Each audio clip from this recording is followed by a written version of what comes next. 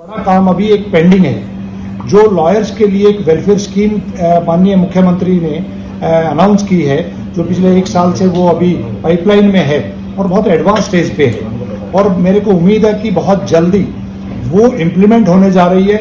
उसके अंदर जो इंश्योरेंस कंपनीज ने अभी एक टेंडर में उन्होंने अपने जो रेट दिए हैं, उस रेट पे थोड़ा सा हमारे डिफरेंसेस बाकी हैं, क्योंकि पहले जो उन्होंने रेट सबमिट किए थे और अब जो दोबारा उन्होंने टेंडर दिए हैं उसमें 3 टाइम उन्होंने रेट बढ़ा दिए हैं।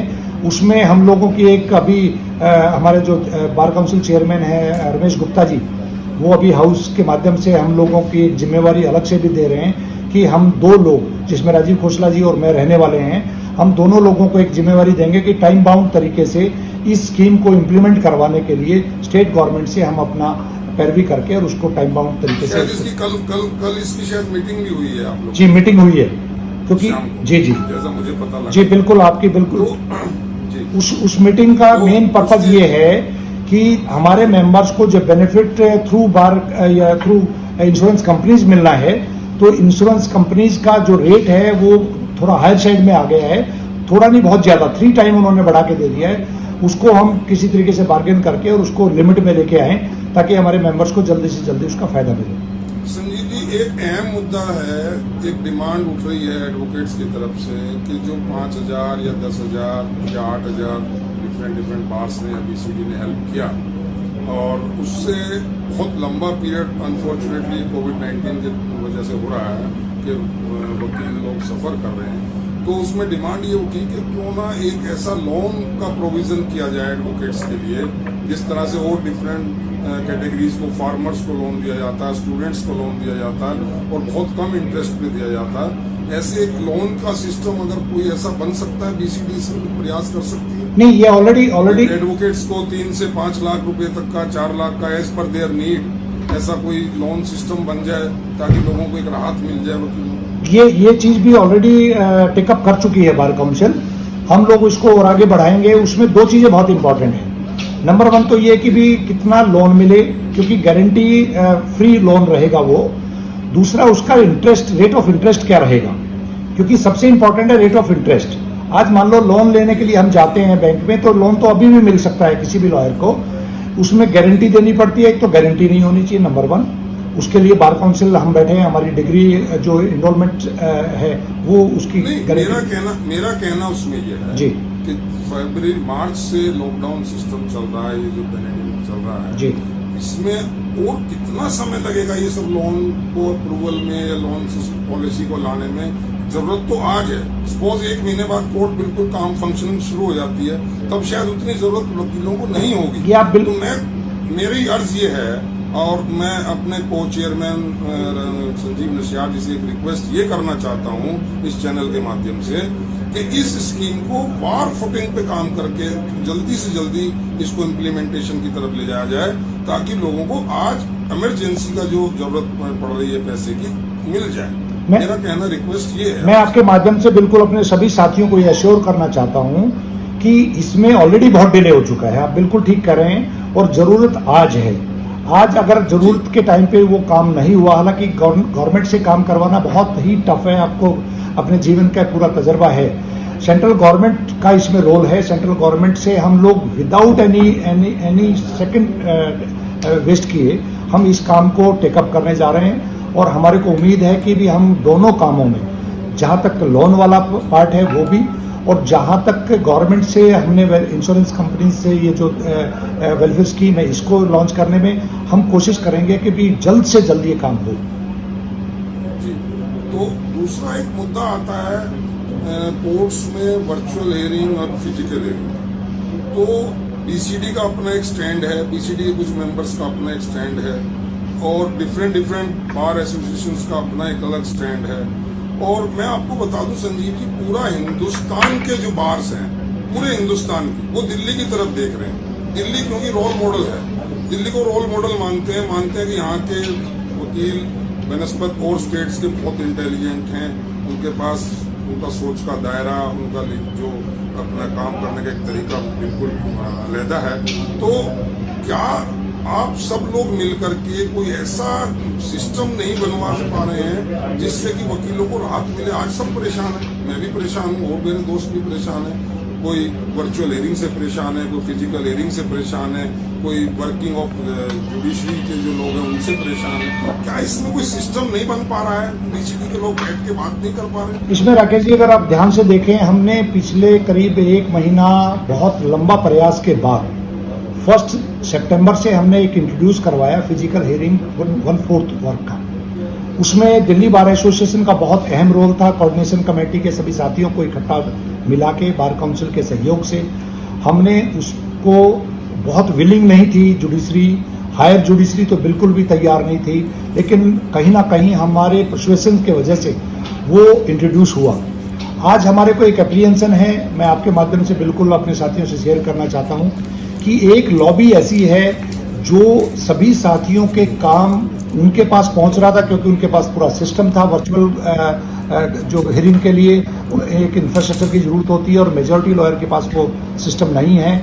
आज फाइनेंशियल क्राइसिस में भी हम लोग हैं, तो वो लोग अभी भी कहीं ना कहीं जुडिशरी से मिलके इस सिस्टम को फेल करने पे लगे हुए हैं। लेकिन मैं आपके माध्यम से विश्वास दिलाता हूं, हम कोऑर्डिनेशन कमेटी लेवल पे भी, बार काउंसिल लेवल पे भी इसको बहुत जल्दी ये 50% खुले उस पर काम करने जा रहे हैं। उसके साथ हम एक नई चीज इंट्रोड्यूस करने की कोशिश कर रहे हैं। हम लोगों ने जुडिशरी के हायर सीनियर जजेस से बात भी की है कि आप एक काम करें, कोई भी जुडिशियल ऑफिसर चाहे वो वर्चुअल कोर्ट होल्ड करे या वो फिजिकल कोर्ट होल्ड करे, वो जज साहब कोर्ट के अंदर आएंगे, क्योंकि फाइल कोर्ट में होती है। उसको स्कैन करके घर पे ले जाना ना तो सेफ है, वहीं आ रहा था ना वो। आज कोई जुडिशियल ऑफिसर घर बैठा है, फाइल नहीं है, उसके बाद रिपोर्ट नहीं पहुंची है। आज ये सब प्रॉब्लम्स वकीलों को फेस करनी पड़ रही है। हम लोग उसी लाइन पे काम शुरू हो चुका है। आपको बहुत जल्दी रिजल्ट भी नजर आएगा। हमारी पहली मांग ये है कि सभी जुडिशियल ऑफिसर्स कोर्ट के अंदर बैठें, वहीं से वो वर्चुअल अपनी कोर्ट को होल्ड करें, वहीं से फिजिकल कोर्ट होल्ड करें, नंबर 1। नंबर 2, आप ऐसा सिस्टम इंट्रोड्यूस करें जब जज साहब कोर्ट में बैठे होंगे और एक लॉयर फिजिकल आना चाहता है, दूसरा लॉयर वर्चुअल पे आना चाहता है, तो वो कर सकता है। जज साहब एक साइड के लॉयर को आप वर्चुअल पे सुन लें और दूसरे साइड को फिजिकल पे सुन सकते हैं, उसमें कोई दिक्कत नहीं है। अभी और कि दोनों पार्टी कंसेंट दें तभी होगा, वो हो नहीं पा रहा है। नहीं, वही मैं कह रहा हूं आपको, दोनों पार्टियों की कंसेंसस नहीं बन सकती है, क्योंकि एक पार्टी की इंस्ट्रक्शन लॉयर को ये होती है कि आप डिले करें, एक पार्टी की इंस्ट्रक्शन लॉयर को ये होती है कि आप जल्दी इसको केस को हियरिंग पे लेके आए। तो इसलिए रेगुलर हियरिंग में कोई लॉयर अगर ये चाहे कि भी मैं तो फिजिकल नहीं आना चाहता, ठीक है जी, आप वर्चुअल पे आ जाइए।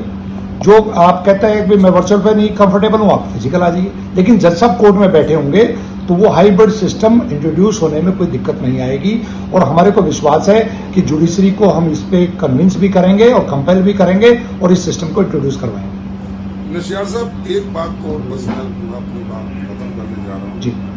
आप को चेयरमैन बीसीडी में बन गए हैं, क्या वहाँ और 4-5 कमेटीज में आप वहाँ आ गए हैं, वर्कलोड वहाँ का भी आपके ऊपर बढ़ गया है, क्या उस वर्कलोड को डीबीए प्रेसिडेंट के वर्किंग में कहीं दिक्कत तो नहीं आएगी? राकेश जी, देखो इसमें तो कोई दो राय नहीं। जब जिम्मेवारियां ज्यादा होती हैं तो सभी जिम्मेवारियों को निभाने में एक सामंजस्य तो बनाना पड़ता है।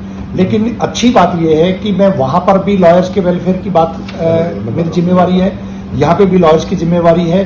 उस नाते मैं बहुत कॉन्फिडेंट हूँ कि भी दोनों बार और बार काउंसिल का एक कोऑर्डिनेशन, जो हल्का सा पीछे आपने देखा होगा नवंबर के जो एक पुलिस से क्लैश हुआ था, डेंट आ गया था, जी, उसको दूर करने की जिम्मेवारी मेरे कंधे पे आई है। मैं एसोसिएशन और बार काउंसिल को बिल्कुल इकट्ठा एक जगह पे खड़ा करके और लॉयर्स के ज्यादा से ज्यादा वेलफेयर का काम हो, उसके लिए दोनों जगह पे ईमानदारी से और पूरी शिद्दत से काम करूंगा, ये विश्वास आपको दिलाता हूं। संजीव जी, जब कंप्लीट लॉकडाउन था, मैं किसी न किसी वजह से तीसरी कोर्ट में कई बार आया और मैंने देखा कि आपके सेक्रेटरी श्री डी शर्मा जी और कई पदाधिकारी मुझे 30 जारी कोर्ट कॉम्प्लेक्स में घूमते हुए कुछ ना कुछ करते हुए मिले। मैं ये जानना चाहता हूँ, क्या आपको डर नहीं लगा कि आप कहीं इन्फेक्टेड हो जाएंगे और कोई आपको यहाँ तो ना कोई देख रहा है, ना आपका कोई फोटो खींच रहा है, ना कोई वकील देख रहा है। और मैंने देखा आप वो सैनिटाइजेशन करा रहे हैं, आपने गाड़ी मंगा रखी है। एक दिन मैंने देखा आप पूरे चैम्बर्स में बाहर जा करके और सैनिटाइजेशन करवा रहे थे। आपने यहाँ सैनिटाइजर रखा। आपको अपना घर वालों की तरफ से या अपने अंदर से डर नहीं लगा कि आप इन्फेक्टेड हो जाएंगे? राकेश जी, देखो एक बात तो पक्का है कि मैं इस मामले में अपने आप को बहुत सौभाग्यशाली मानता हूँ कि बार ने जो हमारी टीम इलेक्ट की है बार एसोसिएशन में, वो बेहतरीन टीम है। मैं इतना अपने आप को प्राउड महसूस करता हूँ कि मेरी सारी टीम बहुत अच्छी है। एक कॉल पे हम सब लोग इकट्ठा होते हैं।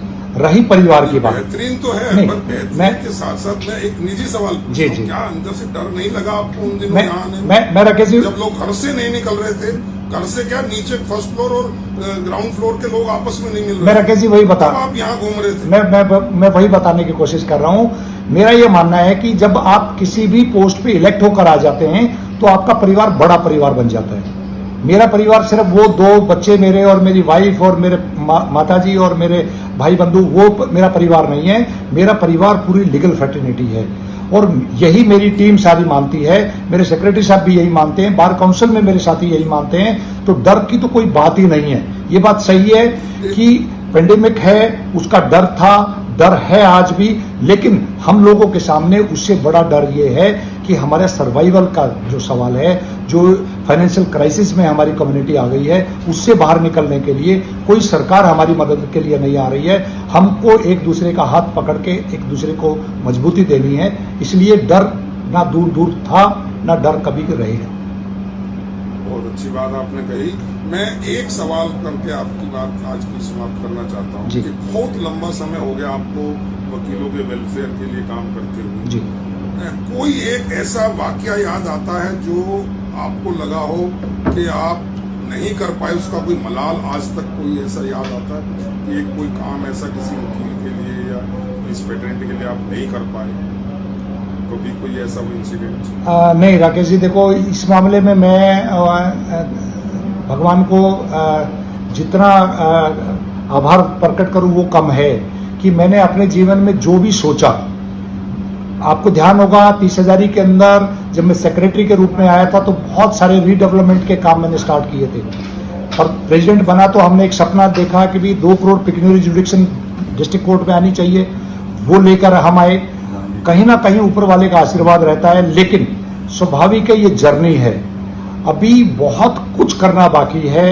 लेकिन ये मेरे को कभी मलाल नहीं है कि मैंने कभी कोई चीज़ अपने हाथ में सोची हो और अपने हाथ में ली हो। वो मेरे साथियों की मदद से कहीं ना कहीं पूरी हुई है। अगर कहीं कोई बची है तो उसको पूरी करेंगे। मलाल कभी मेरे दिमाग में। इन सब चीजों के बीच में चलते हुए इतनी सारी जिम्मेदारियों को आप अपने कंधों पे लेकर चल रहे हैं, कहीं ऐसा लगता है कि आपकी जो प्रैक्टिस है, जो अरे प्रैक्टिस लॉयर जी, उस प्रैक्टिस पे भी कहीं ना कहीं इफेक्ट पड़ रहा है? ये बात पक्का है जी। जब आप पदों पे रहते हो तो कहीं ना कहीं आपको अपनी प्रोफेशन को तो कॉम्प्रोमाइज करना पड़ता है।